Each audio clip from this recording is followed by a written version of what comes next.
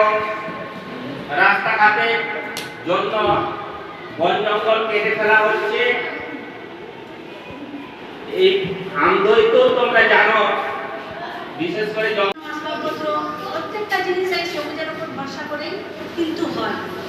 এই যে একটি গাছ, আমরা বলি যে গাছ লাগাও প্রাণ বাঁচাও, একটি গাছ একটি প্রাণ।